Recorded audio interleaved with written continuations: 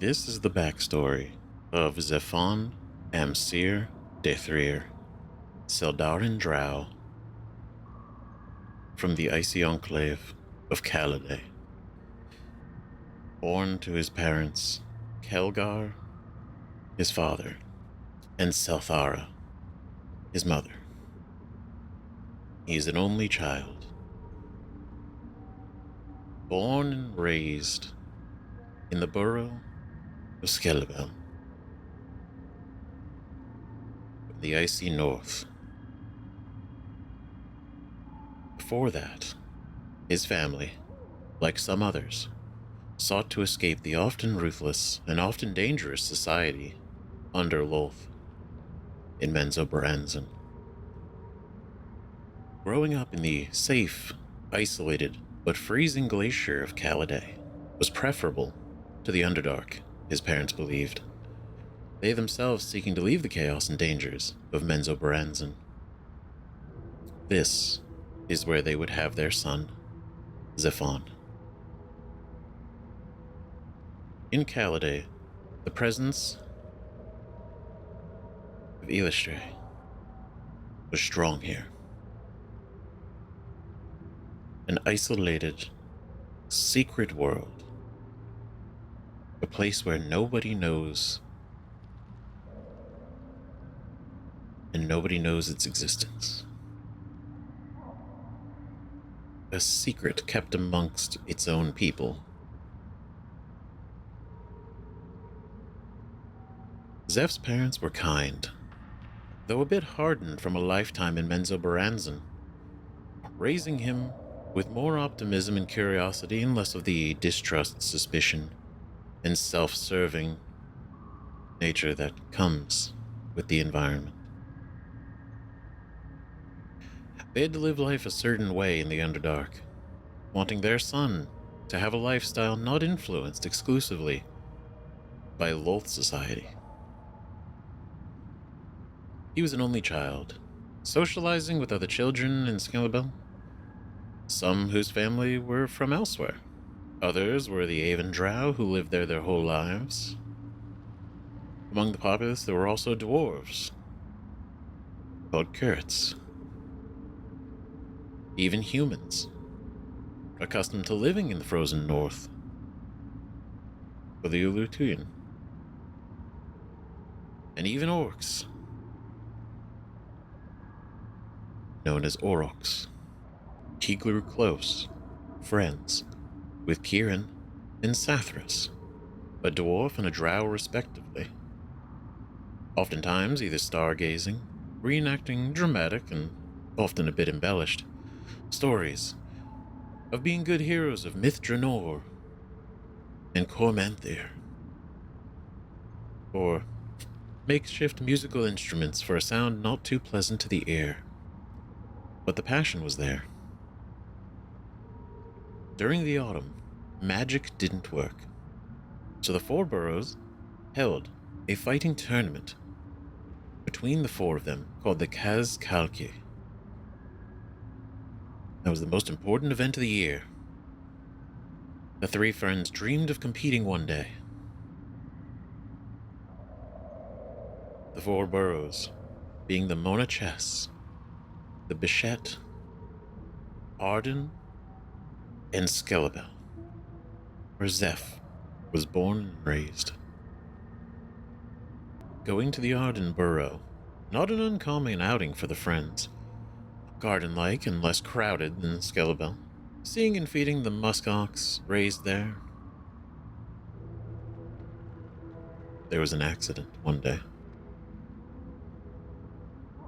Plucking and tossing roots and lichen for the muskox to eat, peeling it off either the posts or the nearby rocks. Watching them wander over to eat was quite the thrill for the friends. Being early teens. When Zeph'aan tossed his small handful of lichen, though, a bright blue flash shot out of his hand and hit the ground near the muskox, scaring it away running.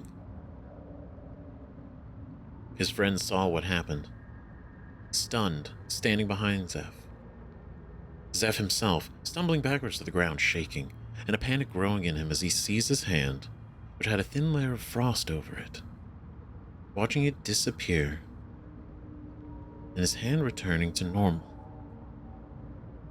Clenching a fist and tucking it in his shirt, afraid he may hurt his friends as well, they all ran back together to take Zeph home. Speaking with his parents about this, trying to find the right words to use, retelling the events, his mother, Selthara, knew this was a sign. A moment of awakening, where her son had the gift of magic. She explained to him that what happened was indeed scary and unexpected. Luckily, nobody was hurt, but this should be celebrated, as this gift was born within him and should be embraced. His father, Kelgar, was proud, though unsure how to help his son harness this. Spoke with his wife and contacted some of the mages of the Starlight Enclave to help. A wizard of the Enclave, Kithria Selvane, agreed to admit Zeph'aan for education and training of his new capabilities. This began years of constant effort.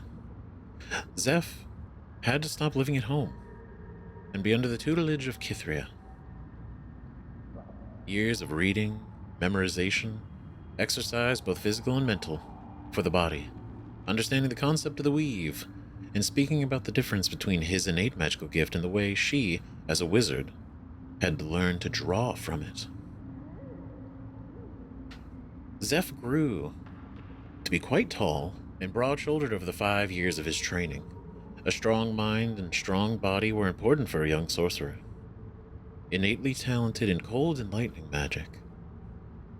They speculated that it could be related to their environment in the north, or something more, or potentially the random and beautiful potential that is magic. His icy flash, a ray of frost, was no longer something that worried him to cast. The memory will always be there, for that moment, not knowing if he hurt the muskox or if he would end up hurting one of his friends at the same time. Kithria taught that magic is neither good nor bad, it just is. To hurt but also to protect, to aid or hinder. It's all about the motivations in the will of the wielder. Kithria and her colleague, blade singer Callus, took ample opportunity to teach him, among the other students, various skills outside of magic. Callus taught him how to use a sword and the proper way to wield a knife for self-defense, learning to use short bows and small crossbows, insisting that learning this could save his life one day should he be unable to use his magic, citing moments where his speech could be impaired or areas of anti-magic. This will keep him alive. Life lessons were also given as well. The limited exposure to the outside world begged for education. Learning of the gods worshipped outside of Drow culture by others of Faerun, his mother and father had told him stories of their life growing up in Menzoberranzan, the chaos, the enslavements, but also the wizard school of Sorceer, and the warrior school his father went to, B'lai Macthair. The Roth cheese and meats, the street vendors, and all kinds of mushrooms and wines. There was good, and there was bad. His parents told him before. Sometimes you're gonna meet people that are really kind, some sincerely, some not so much. You will meet some abrasive individuals, some even scary at first, but it is important to keep your wits. Monsters come in all forms, not exclusive to goblins and bugbears. Kelgar said, as evil and good can be found in all manner of life. Use your judgment. Sometimes a person performing a seemingly unkind act on the surface masks a desperation underneath. Not always from a place of evil. Same as many will perform acts of good, but with ill intent. Never be afraid to talk things out with people, but always be wary of what can come of it. Bad choices don't make bad people. Not always. You may not always make the right decision, but if your heart is in it, then what you do after is what speaks to your character. His mother always told him. You are more than your spells and your magic. You are more than some of your mistakes. After 5 long years away, finally being able to go and stay at home again, Zeph'aan is eternally grateful to Kithria and her teachings and willingness to help.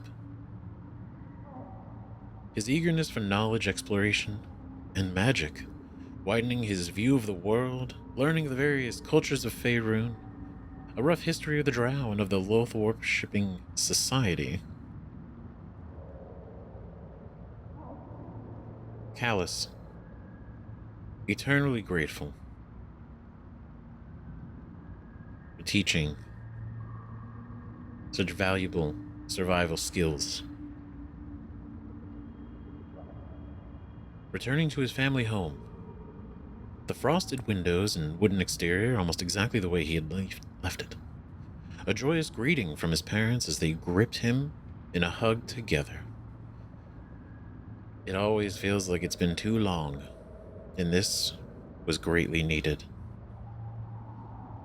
Almost more so for his parents who missed him.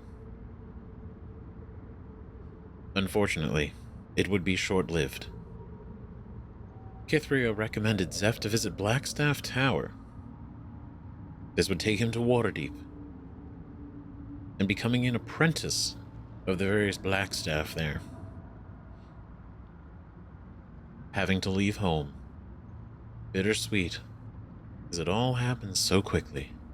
He spent some days with his parents beforehand, explaining that it's not so much about the magic as it is the opportunity to embrace who he is, what he can be, and see the world and cultures outside of the frozen walls of his home.